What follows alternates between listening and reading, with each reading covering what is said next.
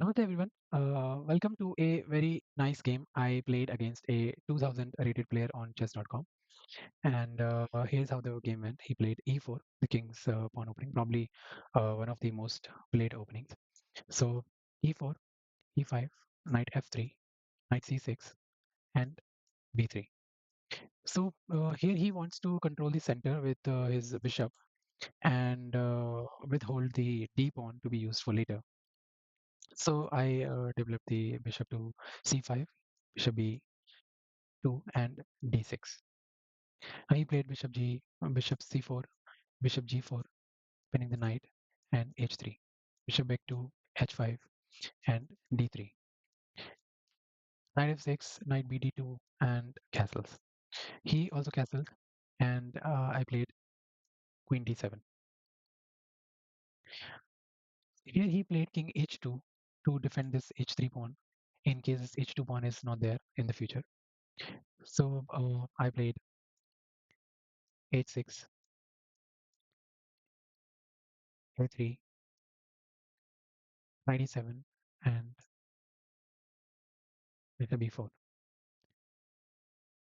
taking the bishop b6, and here he played queen e1 with the idea to defend this e pawn and to attack the e pawn with d4. So I strengthened my center with c6 and he played d4. Here I captured the knight on f3, knight captures f3, and I played knight g6. This knight g6 is a mistake because better for me was to capture this d pawn, e captures d, and knight captures d4, d5, pawn captures d5, and rook e8.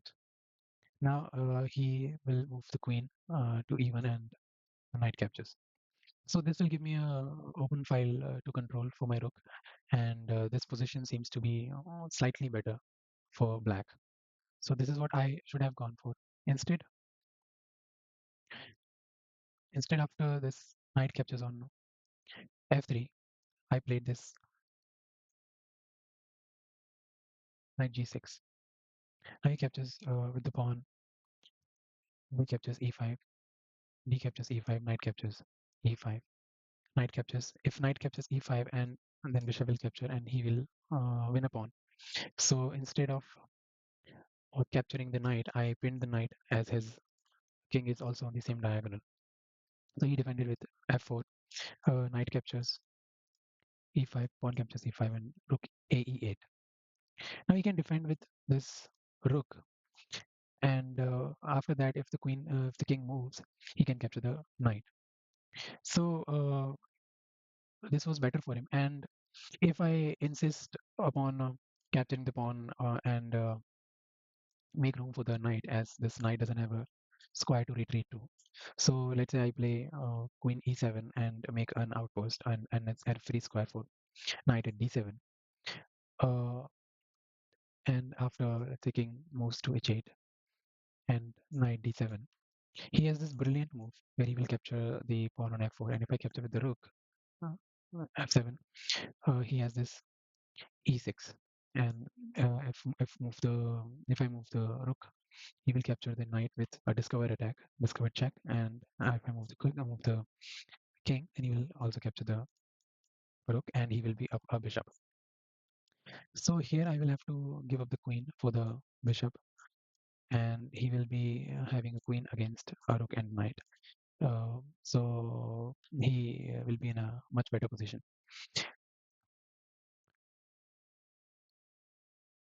So this rook f5 move defends everything and is an excellent move. However, instead of defending with the rook, my opponent defended with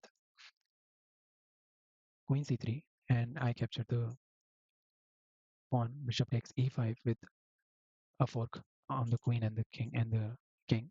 So he will now have to give up the queen, and knight captures on e4.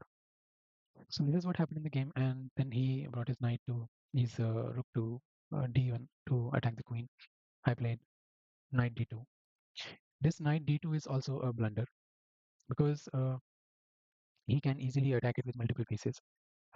Bishop f4, uh, rook f2, and the knight cannot move as it is pinned against the queen. But first he has to move the king, because if he doesn't move the king, I can capture the knight and capture the rook and give a check, and then I can easily move my queen.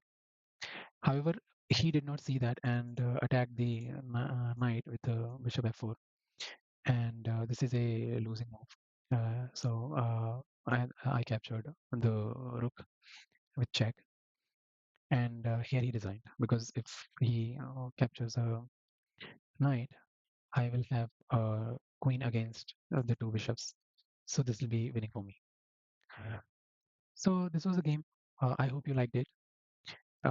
Follow us for more such games, and put your games in the comments so that we can feature them on the channel and show you more amazing content.